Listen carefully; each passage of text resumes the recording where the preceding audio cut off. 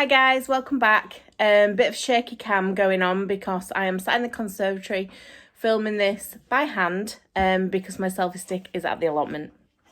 I thought today we'd do a bit of a garden tour video, but because everybody on lockdown seems to be out doing their gardens and mowing their lawns and strimming and there's a lot of noise out there, what I'm going to do is I've taken the video, I'm going to edit it together and then I'll do a voiceover of what everything is. Things have changed quite a lot. There's a lot going on, a lot growing. Hopefully it's going to look really good. Still got quite a bit to do. There's loads of weeds growing, but I'll talk you through that in a minute. Struggling with one in particular. Other than that, still waiting for compost to come as per the rest of the country. I've ordered a massive kind of builder size bag of it. That should be coming within the next week or so. That's for the bed down at the bottom. But anyway, forget this. I'll talk you through it as we go along because otherwise I'll just ramble at you and the video will be about 3 hours long. So I hope you're doing okay. Oh, and as well, thank you new subscribers. It's been really nice to discover some new channels by them following me and me being able to follow them back. Yes, there's been quite a few subscribers, new subscribers, and like I was saying, it's really nice to have people subscribe to me so that then I can follow their channel and get loads of advice and see what they're doing. One of the new subscribers that I'm loving is Petals on the Paving Slabs. Thanks for subscribing, and I'm loving your videos. Big shout out to my little gardening guru, Kelly, from Kelly's Kitchen Garden. She is awesome. If you don't follow her already, which I'm sure you do because she's awesome, go follow her. There are so many hints and tips she can give you.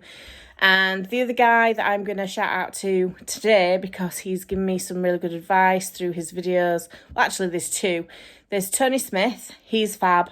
Doing daily vlogs and daily videos at the minute. Just really, really good. And the other one, Guru Mafinda. Love you. Big love from Helen's Gardening Life. Love watching your videos. And I know you get a bit fed up with the thumbs down, but don't worry. Who cares? We all probably get them. I don't get any likes, actually. So a thumbs down would probably be progress. Anyway.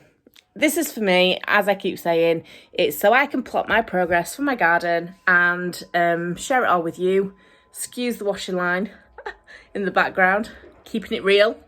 So yeah, hope you like the garden tour. Sorry I couldn't do a live commentary on it and I'm having to do a voiceover, but it was better than shouting over the strimmers, hedge trimmers, lawnmowers, and somebody had on oldies hits that were blaring out, and as much as I love music, not great when you're doing a video. Okay, so take care, enjoy the video, and if you like it, hit the subscribe button and the like button. That would make my day. Yeah, take care, see you later, bye.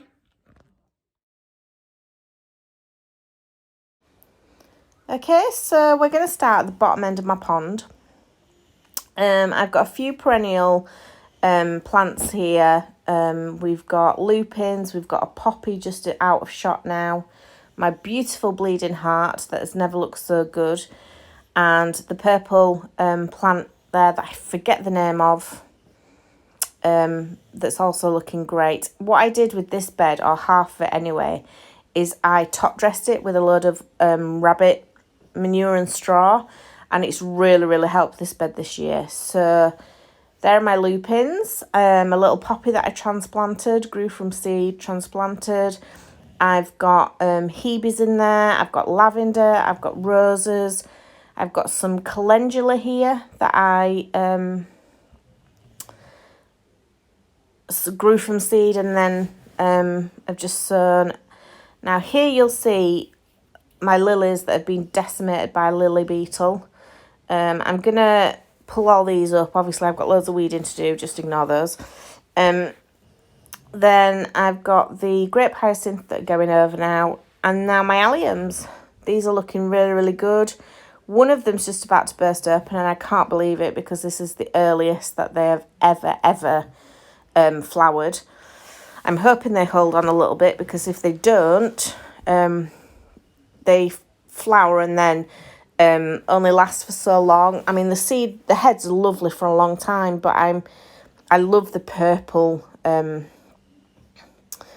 of flowers, and they just don't last very long, so I'm hoping they just hang on. So I've got 1, 2, 3, 4, 5, 6, 7, 8 flower spikes, I think, which will be really, really nice. They're moving up. I've got loads of pots on my deck. I've got the seating area, which we've had some lovely evenings, chimney air with wood in it, and just been fab. So moving on, that's my pear tree in the corner. Again, that's never looked so good. I did a massive mulch on that. We've got an apple tree just in focus that I absolutely butchered. Couple of roses, some crocosmia. My bluebells are coming out. They're looking really, really good.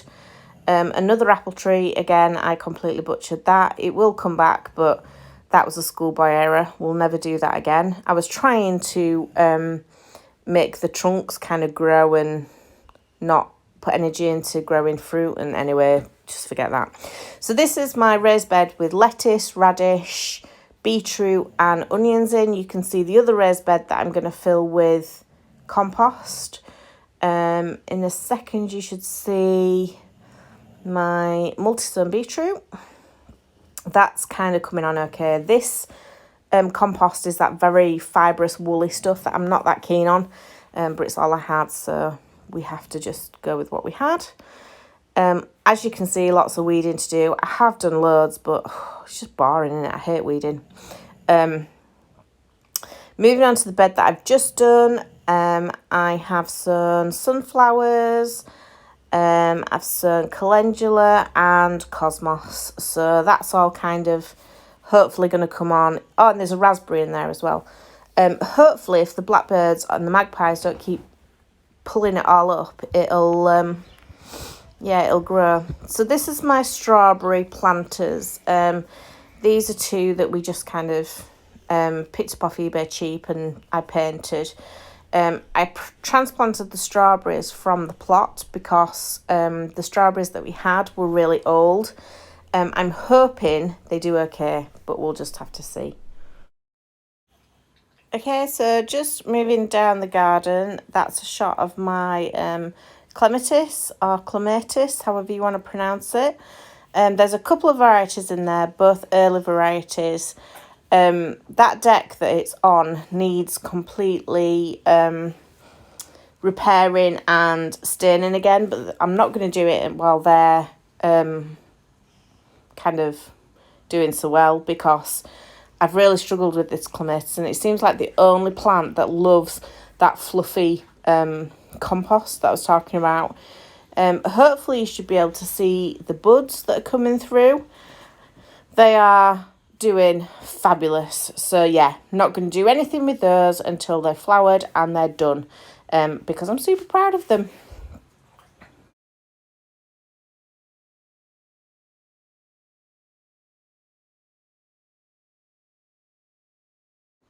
Okay, so this is the roses, the bamboo you've just seen on the deck.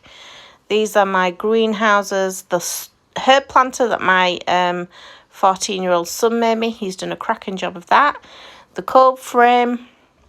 Coming round onto the deck. Now the deck looks really clean. The reason it's clean is because I jet washed it using my dad's pressure washer, which I set on fire. So sorry, Dad, that's now in the skip. Love you. Okay, so moving on.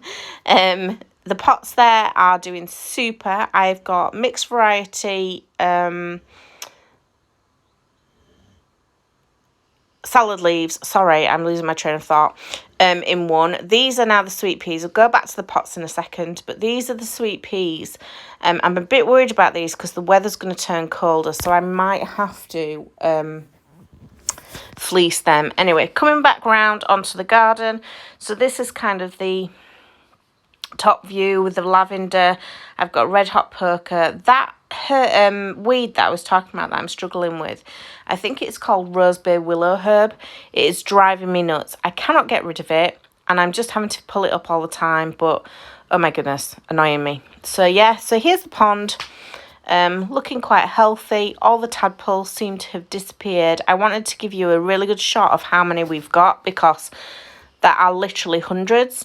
But it is so typical, because when I came over with the camera, they had all, I don't know, kind of just disappeared. I don't know where they've gone. But anyway, everything's looking quite good in here. The water level's obviously dropped because of we've had no rain, so that'll sort itself out. My lily's coming up, but does look a little bit dishevelled. I don't really know why. I don't know whether the nutrients in the pond aren't quite right for it, or whether there's some kind of way I can feed that. But yeah, it's not looking too great. So we'll have to just see how that does. Obviously, that's a view of the rest of the garden, the decking areas. That's looking all right.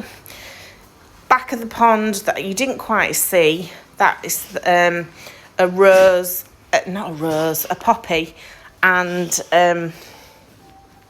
just a little back view of the rockery area and the bleeding heart and kind of that kind of thing.